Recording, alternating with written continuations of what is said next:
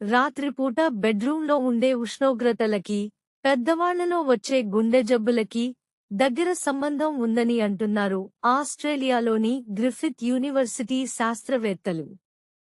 60 ఏళ్లు దాటిన పెద్దవాళ్లు నిద్రించే పడకగది ఉష్ణోగ్రత 25 డిగ్రీల కంటే తక్కువగా ఉంటేనే మంచిదని, లేకపోతే గుండెపైన భారం పెరిగి తీవ్రమైన గుండె జబ్బులు రావడానికి ఆస్కారం ఉందని వీరి పరిశోధనలో తేలింది.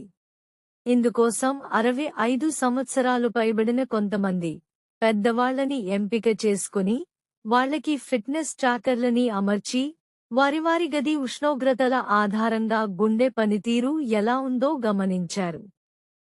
25 డిగ్రీల సెల్సియస్ కంటే పైబడిన గదుల్లో నిద్రించేవారిలో గుండెపైన భారం ఎక్కువగా కనిపించింది.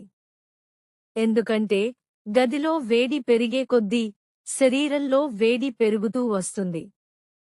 ఆ సమయంలో చర్మాన్ని చల్లబరచడం కోసం గుండె ఎక్కువగా శ్రమించి రక్తాన్ని సరఫరా చేస్తూ ఉండటమే ఇందుకు కారణమని శాస్త్రవేత్తలు గుర్తించారు.